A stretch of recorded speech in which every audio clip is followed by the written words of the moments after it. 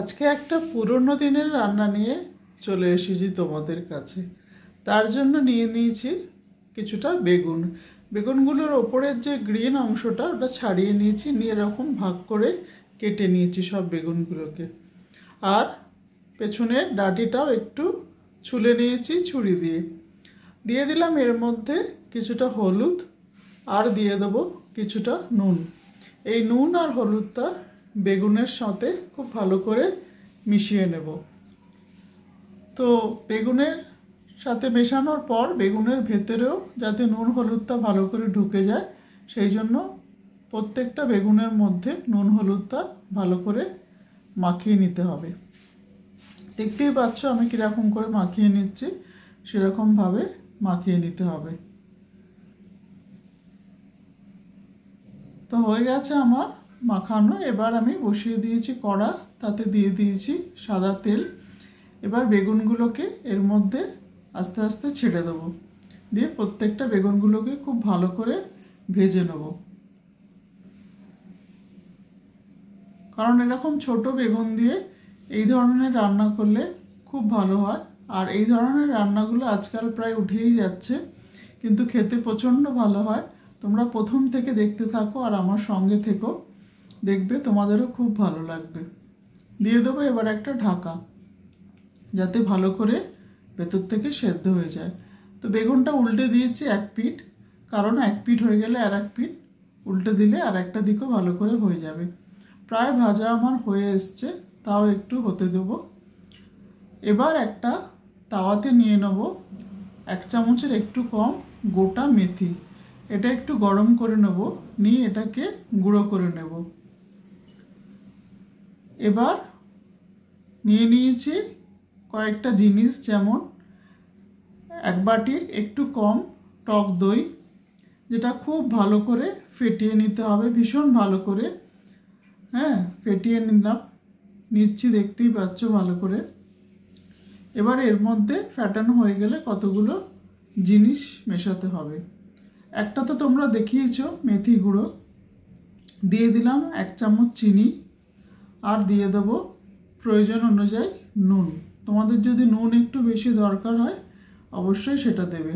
দিয়ে দিলাম সর্ষের পেস্টটা, কারণ আগেই বলেছি আমি ওটা জল দিয়ে ছেঁকে নিই। দিয়ে দিলাম গরম করে নেওয়া মেথি গুঁড়োটা, কারণ আমি আগেই তোমাদের বলেছিলাম একদিন যে সর্ষেটা সবসময় আমি ছেঁকে নিই, যাতে কালো ছালটা ওপরে না পড়ে, সেই জন্য, কারণ ওটা আমার ভালো লাগে না। এবার যা কিছু জিনিস দিয়েছি, 3টে জিনিস যেমন দিলাম দই, সর্ষে আর মেথি গুঁড়ো, আর 2টো জিনিস দিলাম চিনি আর নুন, সবকটা ভালো করে মিশিয়ে নিয়েছি। দিয়ে এবার ভাজা বেগুনগুলো আমি আগেই তুলে নিয়েছিলাম, সেগুলো সব এর মধ্যে দিয়ে দেবো। দিয়ে দিলাম 2টো কাঁচা লঙ্কা। এবার পুরোটা খুব ভালো করে মিশিয়ে নেব, যাতে দইয়ের সঙ্গে বেগুনগুলো খুব ভালো করে মিশিয়ে যায়। এবার যে কড়াটাতে আমি রান্না করেছিলাম ওই তেলের মধ্যে দিয়ে দেবো 1 চামচ মতো, 1 চামচের একটু কম হিং, আর দিয়ে দেবো শুকনো লঙ্কা। এটাকে খুব ভালো করে ভেজে নেব, একটা অসম্ভব সুন্দর গন্ধ বেরোচ্ছে। তো দেখতেই পাচ্ছ যে হিং আর লঙ্কা দিয়ে দিয়েছি, যেটা ভাজা ভাজা হয়ে এসছে। এবার পুরো মিশ্রণটা, মানে বেগুনের সাথে দই যে মিশ্রণটা, সেটা পুরোটা এর মধ্যে ঢেলে দিলাম।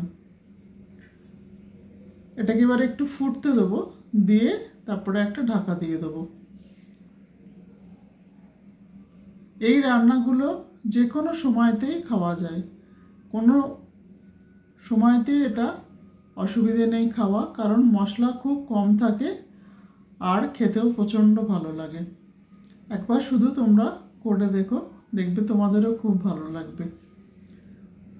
তো এইবারে দেখো হয়েই এসছে, আর কিছু সেরকমভাবে করার নেই, শুধু একটা জিনিসে দেওয়ার আছে। এই যে রসুনটা কুচিয়ে নিয়ে তেলেতে একটু ভেজে নিয়েছিলাম, এটা দিয়ে দিলাম। এবং এটা যাতে গন্ধটা মিশে যায় পুরো ভালো করে, তার জন্য দিয়ে দেবো একটা ঢাকা। ঢাকাটা দিলে গন্ধটা পুরো বেগুনের সঙ্গে মিশে যাবে।